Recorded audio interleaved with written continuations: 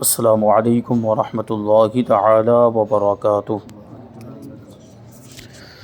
نحمده ونصلی ونسلم علی رسولہ الکریم، اما بعد فاعوذ باللہ من الشیطان الرجیم، بسم اللہ الرحمن الرحیم۔ ان اللہ وملائکتہ یصلون علی النبی یا ایہا الذین آمنوا صلوا علیہ وسلموا تسلیما۔ اللہم صلی علی سیدنا و مولانا محمد معدن الجود والکرم وآلہ الکرام وابنہ الکریم وبارک وسلم صلاۃ و سلاما علیک یا رسول اللہ صلی اللہ تعالی علیہ وسلم۔ نفقے کی بات چل رہی ہے۔ نفقے کا معنی ہوتا ہے خرچہ، اس میں آتا ہے کھانا، کپڑا یعنی لباس اور رہنے کا مکان، اور اس کے اسباب بیان کیے گئے تھے۔ 3 سبب ہیں۔ پہلا سبب ہے زوجیت یعنی میاں بیوی کا رشتہ، دوسرا سبب ہے نسب، اور تیسرا سبب ہے مالک ہونا، مملوک ہونا۔ اور مالک اور مملوک کی تو اب بات ہی نہیں ہے، یعنی انسان کا مالک نہیں ہو سکتا، یعنی غلام اور باندی کا ابھی زمانہ ختم ہو چکا ہے۔ اس لیے یہاں پر 2 چیزوں کے تعلق سے نفقے کے احکام بیان کیے جا رہے ہیں۔ زوجیت یعنی میاں بیوی کے رشتے کی وجہ سے جو نفقہ واجب ہوتا ہے، اس کے تفصیلی احکام اس سے پہلے والے درس میں شامل کیے گئے۔ اب جو دوسرے نمبر پر ہے وہ ہے نسب یعنی خاندانی رشتہ، جیسے اولاد کا ماں باپ کے ساتھ ہے، ماں باپ کا اولاد کے ساتھ ہے، تو ان کے تعلق سے کچھ باتیں بتائیں گے۔ اولاد کے نفقے کے بارے میں چند احکام۔ نابالغ اولاد کا نفقہ باپ پر واجب ہے، یعنی اولاد نابالغ ہے، ظاہر سی بات ہے۔ نابالغ ہونے کی حالت میں ان کے اندر کمانے کی صلاحیت نہیں ہوتی، کمانے کی طاقت نہیں، یعنی نابالغ بچے کمانے کے لیے نہیں جا سکتے کہ اپنی خود کی ضرورتیں خود کما کر پوری کر سکے، ایسا نہیں ہوتا، عام حالات میں ایسا نہیں ہوتا ہے۔ تو نابالغ اولاد کا خیال رکھنا اب کس کی ذمہ داری ہے؟ باپ کی ذمہ داری ہے۔ ان کی ضرورتوں کو پورا کرنا، ان کے کھانے پینے، لباس وغیرہ کا انتظام کرنا، یہ باپ پر واجب ہے۔ جبکہ اولاد کی ملک میں مال نہ ہو، یعنی اولاد کے پاس، نابالغ اولاد کے پاس کچھ بھی نہ ہو۔ کبھی ایسا بھی ہوتا ہے کہ اولاد نابالغ ہے، بچے ہیں، لیکن اس کے باوجود ان کے پاس مال ہوتا ہے ان کا خود کا۔ اگر اولاد اور نابالغ بچوں کے پاس ان کا خود کا مال ہے تو اسی میں سے لے کر انہی پر خرچ کیا جائے گا۔ یہ مثال کے طور پر کیسے ہو سکتا ہے؟ جیسے اولاد کو، بچوں کو کسی نے تحفہ دیا، تحفے میں مطلب بہت سارے پیسے دے دیے، یا جیسے کہ عیدی دی جاتی ہے بچوں کو عید کے دن، تو وہ عیدی جمع ہوتے ہوتے بہت زیادہ ہو گئی تو اسی میں سے لے کر ان پر خرچ کیا جائے گا۔ یا کسی اور طریقے سے بچوں کے پاس مال آ گیا ہو تو ایسی صورت میں بھی ان کے مال میں سے ان پر خرچ کیا جائے گا۔ اور بالغ بیٹا اگر اپاہج ہو یا مجنون ہو یا نابینا ہو، اپاہج جو چلنے پھرنے سے معذور ہو، کما نہیں سکتا، مطلب اپاہج ہونے کا مطلب یہ ہے کہ وہ کما نہیں سکتا، یا پاگل ہے، پاگل کو تو سمجھ ہی نہیں ہوتی، مجنون کو، یا نابینا ہے کہ آنکھوں کی روشنی ختم ہو گئی تو اس میں بھی کما نہیں پائے گا، مشکل ہے، کمانے سے عاجز ہو اور اس کے پاس مال بھی نہ ہو تو اس کا نفقہ بھی باپ پر واجب ہے، یعنی اس کی ذمہ داری، اس کی ضرورتوں کو بھی باپ پورا کرے گا، اس کی ذمہ داری سنبھالے گا۔ اور کہتے ہیں کہ لڑکی جب کہ مال نہ رکھتی ہو اور شادی شدہ بھی نہ ہو تو اس کا نفقہ بھی باپ پر واجب ہے، یعنی لڑکی جب تک اب باپ کے پاس رہے گی، جب تک اس کی شادی نہیں ہو جاتی، وہاں تک اب باپ کی ذمہ داری ہے کہ اس کو سنبھالے اور اس کی ضرورتوں کو پورا کرے، اس کو کھلائے پلائے، اس کے لباس وغیرہ کا انتظام کرے۔ اگرچہ لڑکی کے اعضاء درست ہوں، یعنی لڑکی کو نوکری کرنے کے لیے نہیں بھیجا جائے گا، لڑکی کو کام کرنے کے لیے نہیں بھیجا جائے گا کہ بالغ ہو گئی تو جاؤ تم خود کما کر لاؤ، یا گھر میں کچھ کام کر کے کماؤ، یہ لڑکی پر ضروری نہیں ہے۔ باپ کی ذمہ داری ہے کہ وہ لڑکی کی ضرورتوں کو پورا کرے اور اس کا نفقہ باپ پر واجب ہے۔ اور شادی کے بعد پھر لڑکی کا نفقہ شوہر پر واجب ہوگا، اب باپ پر واجب نہیں ہوگا، کیونکہ شادی ہو جانے کے بعد وہ شوہر کے گھر چلی جاتی ہے، اب اس کی پوری ذمہ داری شوہر کی ہو جاتی ہے، اور سماجی اعتبار سے بھی یہی سمجھا جاتا ہے کہ شوہر اب اس کا ذمہ دار ہو گیا تو شوہر پر ہی اس کا نفقہ واجب ہوگا، یعنی اس کے کھانے پینے، کپڑے وغیرہ کا، مکان کا انتظام کرے گا۔ اگر باپ مفلس ہے یعنی تنگدست ہے، غریب ہے، تو کمائے اور بچوں کو کھلائے، یعنی کیا مطلب ہوا کہ مال نہیں ہے تو مال کما کر لے کر آئے اور بچوں کی ضرورتوں کو پورا کرے۔ اور کمانے سے بھی عاجز ہے، یعنی باپ کمانے سے عاجز ہے، کما نہیں سکتا، مثلا باپ اپاہج ہے تو پھر دادا کے ذمے بچوں کا نفقہ ہے، یعنی اس کے پوتے پوتیوں کا نفقہ پھر دادا کے ذمے ہوگا، یعنی دادا اپنے مال کے ذریعے سے ان پر خرچ کرے گا۔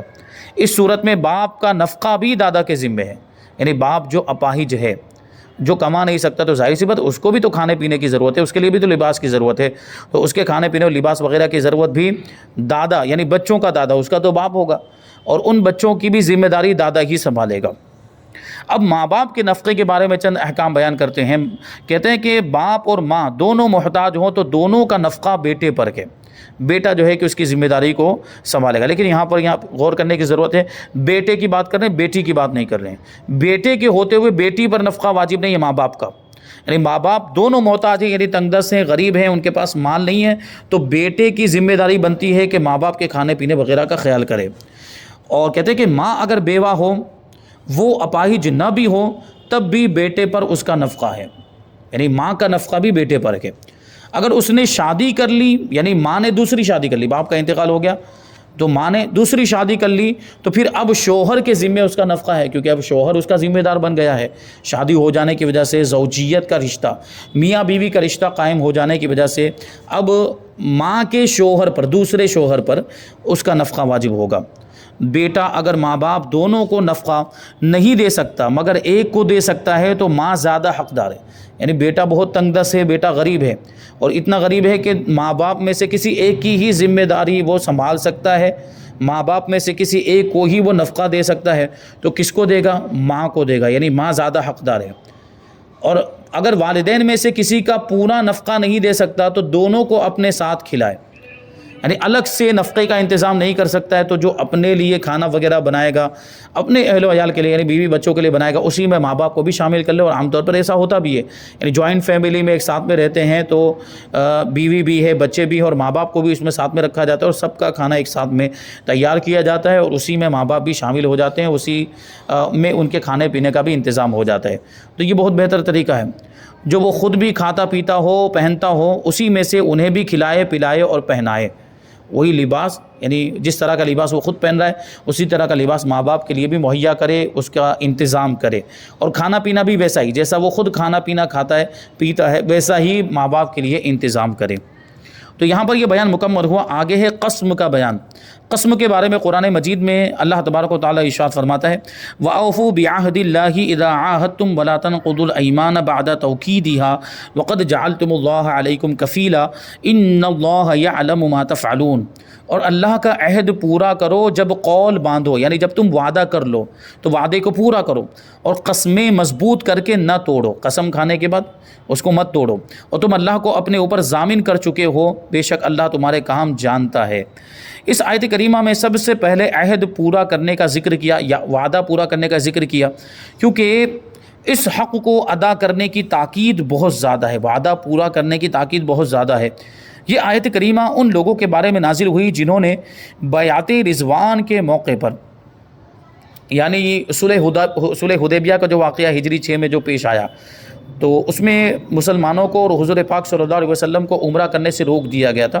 حضور عمرہ کرنے کے ارادے سے نکلے تھے، میدان حدیبیہ میں پہنچے تھے اور حرم میں داخل نہیں ہونے دیا گیا، تو حضور پاک صلی اللہ علیہ وسلم نے ایک درخت کے نیچے بیٹھ کر صحابہ کرام سے بیعت لی تھی۔ اسی بیعت کو بیعت رضوان کہا جاتا ہے، اور بیعت رضوان اسی لیے کہا جاتا ہے، رضوان مطلب راضی ہونا، کیونکہ اس بیعت میں جو لوگ بھی شامل تھے اللہ تبارک و تعالیٰ ان سارے اہل ایمان سے راضی ہو گیا، ان کو اپنی خوشنودی کا پروانہ عطا فرمایا۔ قرآن مجید میں آیت کریمہ نازل فرمائی، لقد رضی اللہ عن المؤمنین اذ یبایعونک تحت الشجرۃ، یہ آیت کریمہ، تو اس میں اللہ تبارک و تعالیٰ نے اپنی رضامندی کا مزدہ صحابہ کرام کو عطا فرمایا تھا، اس لیے اس کو بیعت رضوان کہا جاتا ہے۔ کہتے ہیں کہ یہ آیت کریمہ ان لوگوں کے بارے میں نازل ہوئی جنہوں نے بیعت رضوان کے موقع پر رسول کریم صلی اللہ علیہ وسلم سے اسلام پر بیعت کی تھی۔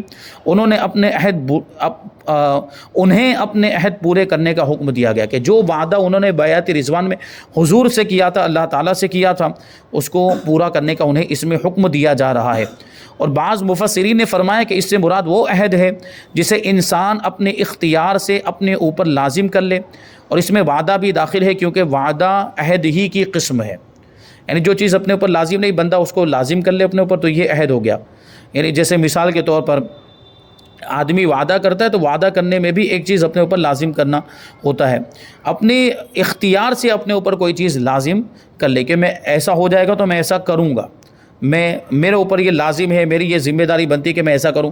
جیسے وہ منت کے معاملات ہوتے ہیں، نظر کے جو معاملات ہوتے ہیں، اس میں بھی ایسا ہی ہوتا ہے کہ اگر میرا بیٹا اچھا ہو گیا، میرا بیٹا بیمار ہے، اگر یہ شفا یاب ہو گیا تو میں اتنی رکعت نماز پڑھوں گا، تو یہ ذمے میں اتنی رکعت نماز کو لازم کرنا ہوگا، تو اس کو پورا کرنے کا حکم دیا گیا. حضرت عبداللہ ابن عباس رضی اللہ تعالی عنہ فرماتے ہیں کہ وہ وعدہ عہد ہی کی ایک قسم ہے.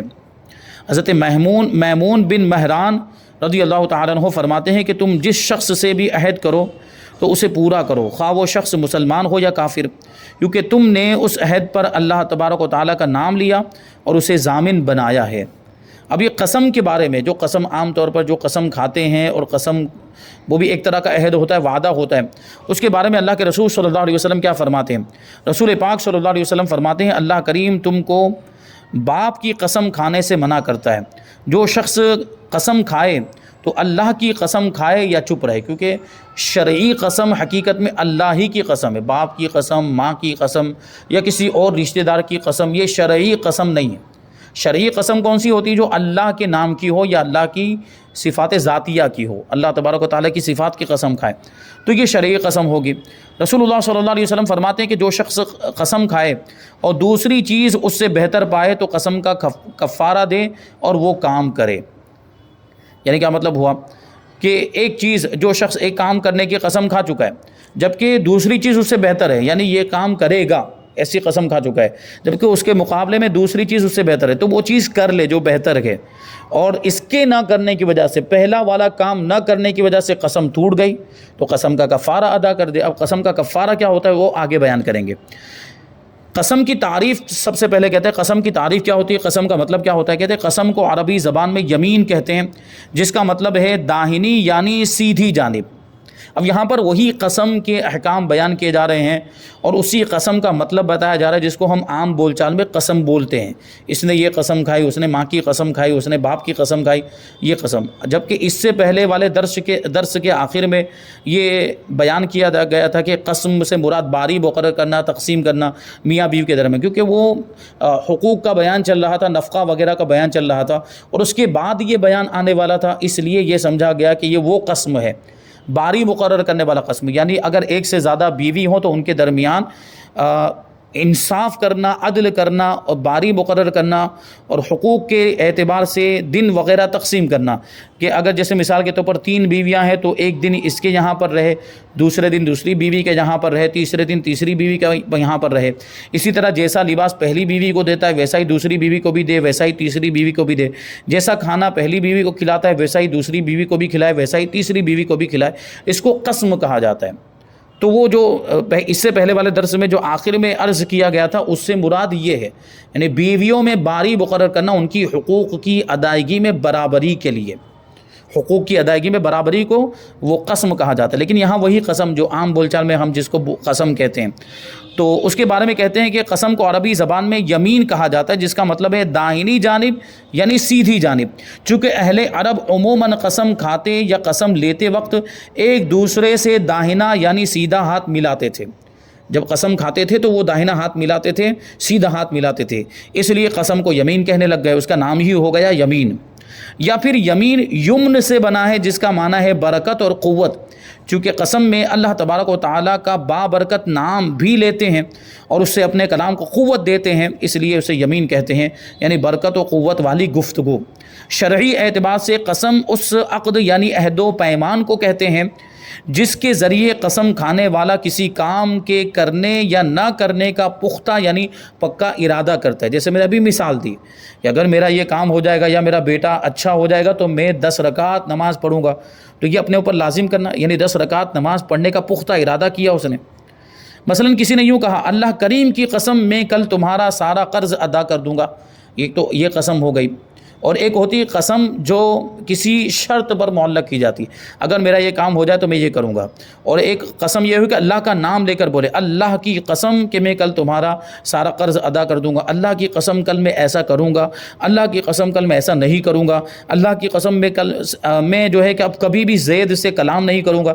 اس طرح کے جو جملے ہوتے ہیں اور جس میں اللہ تبارک و تعالیٰ کا نام لے کر قسم کھائی جاتی ہے تو یہ شرعی قسم ہے.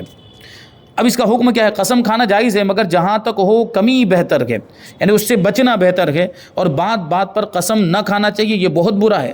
کچھ لوگوں کا تو تقیہ کلام ہو جاتا ہے، کہتے ہیں بعض لوگوں نے تو قسم کو تقیہ کلام بنا رکھا ہے کہ قصد و بے قصد زبان سے جاری ہو جاتا ہے، قسم سے مطلب اللہ کی قسم ان کی زبان سے نکل جاتا ہے۔ اور کچھ لوگوں نے واللہ سیکھ لیا۔ یہ جو واللہ ہے یہ عربی میں قسم کا لفظ ہے۔ واللہ کا مطلب یہ ہوتا ہے اللہ کی قسم، واللہ ایسا ہوا، واللہ میں نے ایسا کیا، واللہ یہ، یعنی بات بات میں وہ قسم کھانے لگ جاتے ہیں۔ اب سوچنے جیسی بات کہ اگر حقیقت میں ویسا نہیں ہوگا جیسا وہ بول رہے ہیں اور تقیہ کلام بن چکا ہے، تو تقیہ کلام بن جانے کی وجہ سے تو وہ تو زبان سے نکلنا ہے، یعنی ارادے کے ساتھ بھی، بغیر ارادے کے بھی قصد اور بغیر قصد کے بھی نکل جائے گا۔ تو اگر حقیقت میں ویسا نہیں ہے جیسا وہ بول رہا ہے تو قسم ٹوٹ رہی ہے اس کی وجہ سے گنہگار ہوگا۔ اور لوگ اس کا بھی خیال نہیں رکھتے کہ بات سچی ہے یا جھوٹی ہے۔ یہ بہت معیوب چیز ہے، بہت بری چیز ہے، بہت یہ عیب والی چیز ہے۔ اب یہاں پہ قسم کی قسمیں بتا رہے ہیں کہ قسم کی 3 قسمیں ہیں: یمین لغو، یمین غموس اور یمین منعقدہ۔ اب تینوں کا مطلب بتائیں گے۔ یمین لغو یہ ہے کہ کسی گزرے ہوئے یا موجودہ امر یعنی معاملے پر اپنے خیال میں، یعنی غلط فہمی کی وجہ سے صحیح جان کر قسم کھائے اور در حقیقت وہ بات اس کے خلاف ہو یعنی الٹ ہو۔ گزرے ہوئے زمانے میں کسی چیز کے بارے میں قسم کھا رہا ہے اور اپنے خیال میں اس کو صحیح جان رہا ہے کہ ایسا ہے، جیسے گزرے ہوئے زمانے میں یوں کہ زید آیا، اب یہ گزرے ہوئے زمانے کی بات ہے، قسم سے زید آیا، اللہ کی قسم زید آیا، یہ اپنے گمان میں اس کو صحیح سمجھ رہا ہے کہ زید آیا، جبکہ حقیقت میں زید آیا نہیں ہے، نہیں آیا، یعنی اس کا الٹا ہے جو وہ قسم میں بول رہا ہے۔ تو گزرے ہوئے زمانے میں یا موجودہ زمانے میں کسی کام کے بارے میں قسم کھا لے، کسی چیز کے بارے میں قسم کھا لے اور حقیقت میں وہ بات اس کے خلاف ہو یعنی الٹ ہو۔ اور یمین لغو معاف ہے اور اس پر کفارہ بھی نہیں ہے، کیونکہ آدمی اپنے گمان کے مطابق، وہ تو یہی سمجھ رہا ہے نا کہ ایسا ہوا ہے، وہ تو اپنے گمان کے مطابق، اپنے علم کے مطابق یہ سوچ رہا تھا، اپنے خیال میں اس نے یہی جانا کہ زید آیا، اس لیے اس نے قسم کھا لی اور کہہ دیا کہ قسم سے زید آیا، اللہ کی قسم زید آیا، جبکہ حقیقت میں زید نہیں آیا ہے، تو اس پر کفارہ بھی نہیں اور اس پر گناہ بھی نہیں ہوگا۔ یمین غموس یہ ہے کہ کسی گزرے ہوئے زمانے یا موجودہ گزرے ہوئے چیز پر یا موجودہ چیز پر دانستہ طور پر یعنی جان بوجھ کر جھوٹی قسم کھائے۔ جیسے ابھی یہی زید والی مثال کہ زید آیا، یہ اس کو معلوم ہے، اس کے باوجود کہتا ہے زید نہیں آیا، خدا کی قسم زید نہیں آیا، جب اس کو معلوم ہے، جان بوجھ کر جھوٹی قسم کھا رہا ہے، خدا کی قسم زید نہیں آیا، جبکہ حقیقت میں زید آیا ہے، تو اب اس پر گنہگار ہوگا۔ یمین غموس کھانے والا سخت گنہگار ہوگا۔ استغفار اور توبہ فرض ہے مگر کفارہ لازم نہیں۔ اور یمین منعقدہ، یعنی عام طور پر اس طرح کی قسم کھائی جاتی ہے، یمین منعقدہ جس کو کہا جاتا ہے۔ پہلے والی جو 2 قسمیں ہیں، یمین لغو اور یمین غموس، ان دونوں میں کفارہ نہیں ہے۔ یمین لغو میں گناہ بھی نہیں ہے، لیکن یمین غموس میں گناہ ہے، اس پر توبہ اور استغفار لازم ہے۔ لیکن یمین منعقدہ جو ہے اس کا مطلب کیا ہوتا ہے؟ یمین لغو اور یمین غموس کا تعلق گزرے ہوئے زمانے میں کسی چیز سے ہوتا ہے یا موجودہ زمانے میں کسی چیز سے ہوتا ہے، جبکہ یمین منعقدہ کا تعلق مستقبل سے ہوتا ہے، آنے والے زمانے کے تعلق سے ہوتا ہے۔ کہتے ہیں کہ یمین منعقدہ یہ ہے کہ مستقبل میں کسی کام کے کرنے یا نہ کرنے کی قسم کھائے، خدا کی قسم میں ایسا کروں گا، خدا کی قسم میں ایسا نہیں کروں گا، تو اب یہ مستقبل کی بات چل رہی ہے، فیوچر کی، آنے والے زمانے کی بات چل رہی ہے۔ تو آنے والے زمانے کے تعلق سے اگر قسم کھا رہا ہے اس میں کسی کام کے کرنے یا نہ کرنے کے تعلق سے، تو اس کو یمین منعقدہ کہیں گے۔ اور کہتے ہیں کہ یمین منعقدہ میں اگر قسم توڑے گا تو پھر کفارہ دینا پڑے گا اور بعض صورتوں میں گنہگار بھی ہوگا۔ اب قسم توڑنے کا کفارہ یمین منعقدہ میں ہی ہے۔ جیسے مثال کے طور پر اس نے یہ کہا تھا کہ خدا کی قسم میں زید سے بات نہیں کروں گا، اور اس نے زید سے بات کر لی تو قسم ٹوٹ گئی ہے، تو اب اس کو کفارہ دینا پڑے گا۔ تو کفارہ کیا ہے؟ کہتے ہیں قسم کا کفارہ ایک غلام آزاد کرنا ہے، تو غلاموں کا تو زمانہ ہی نہیں ہے، تو وہ غلام آزاد نہیں کیا جا سکتا، یا 10 مسکینوں کو دونوں وقت پیٹ بھر کر کھانا کھلانا، 10 مسکینوں کو، 10 فقیروں کو، یا ان کو متوسط درجے کے کپڑے پہنانا، درمیانی درجے کے، بہت زیادہ مہنگے بھی نہیں، بہت زیادہ سستے بھی نہیں، درمیان والے کپڑے پہنانا، یعنی یہ اختیار ہے کہ ان 3 باتوں میں سے جو چاہے کریں۔ اور جن مساکین کو صبح کے وقت کھلایا انہی کو شام کے وقت بھی کھلائے، جن فقیروں کو دوپہر میں کھلایا انہی کو شام میں بھی کھلائے۔ اگر غلام آزاد کرنے یا 10 مسکین کو کھانا کھلانے یا کپڑا دینے پر قادر نہ ہو، یعنی ان کی طاقت نہیں، غلام آزاد کرنے کی بھی طاقت نہیں ہے، فقیروں کو کھانا کھلانے کی بھی طاقت نہیں ہے، کپڑا پہنانے کی بھی طاقت نہیں ہے، تو پے در پہ یعنی لگاتار 3 روزے رکھے، اور لگاتار کا مطلب یہ بیچ میں گیپ نہیں ہونا چاہیے. ایک روزہ رکھا پھر ایک دن چھوڑ دیا پھر تو یہ کافی نہیں ہوگا. تین اور تین ایک ساتھ میں ہونے چاہیے, لگاتار ہونے چاہیے. اب قسم کے کفارے کے شرائط بیان کر رہے ہیں. قسم کے کفارے کے لیے چند شرطیں ہیں کہ اگر وہ نہ ہو تو پھر کفارہ نہیں ہے. پہلے نمبر پر یہ ہے کہ قسم کھانے والا مسلمان ہو, عاقل ہو, اس کی عقل سلامت ہو, پاگل نہ ہو, بالغ ہو. نابالغ کی قسم کا اعتبار نہیں. جس کی قسم کھائی وہ چیز عقلاً ممکن ہو, یعنی عقل کے اعتبار سے وہ چیز ہو سکتی ہو, پاسبل ہو, یعنی کسی ناممکن چیز کی قسم نہ کھائی ہو, ٹھیک ہے, یعنی واقع ہو سکتی ہو. اور پانچویں نمبر پر کہ قسم اور جس چیز کی قسم کھائی دونوں کو ایک ساتھ کہا ہو, درمیان میں کوئی فاصلہ نہ ہو. اگر درمیان میں فاصلہ ہوگا تو پھر قسم نہیں ہوگی. مثلا کسی نے اس سے کہلایا کہ کہو خدا کی قسم, اس نے کہا خدا کی قسم. پھر اس نے کہا کہ کہو فلاں کام کروں گا, اس نے کہا, تو اس نے یہ کہہ لیا تو یہ قسم نہیں, کیونکہ بیچ میں فاصلہ ہو گیا, بیچ میں اس سے بات چیت ہو رہی ہے سامنے والے سے, وہ اس سے کہلوا رہا ہے کہو خدا کی قسم, اس نے پہلے کہہ دیا خدا کی قسم, پھر اس سے کہلوا رہا ہے کہ فلاں کام کروں گا یہ بولو, تو یہ تو اس کے ساتھ بیچ میں بات کرنے کی وجہ سے بیچ میں فاصلہ ہو جا رہا ہے. تو بیچ میں اگر فاصلہ ہو جائے, قسم کے الفاظ اور اس کے بعد میں جو کام ہے یا جو جملہ ہے جس کے تعلق سے قسم کھائی جا رہی ہے, ان دونوں کے بیچ میں اگر فاصلہ ہو جائے تو پھر یہ شرعی قسم نہیں ہے اور اس پر قسم کے احکام بھی مرتب نہیں ہوں گے. تو میں نے ابھی جیسا کہ قسم کے بارے میں عرض کیا, اور اسی میں ضمناً جو ہے وہ منت کی بھی بات آئی, نذر کی بھی بات آئی ہے. تو منت کا مطلب کیا ہوتا ہے, اور اگر کوئی منت توڑ دے تو اس کے لیے کیا حکم ہوگا, اور اس کے تفصیلی احکام انشاءاللہ تبارک و تعالی ہم آئندہ درس میں شامل کریں گے. اللہ تبارک و تعالی کی بارگاہ میں دعا ہے کہ جو کچھ بھی بیان ہوا اس پر ہم سب کو عمل کرنے کی توفیق عطا فرمائے. وما علینا الا البلاغ. السلام علیکم.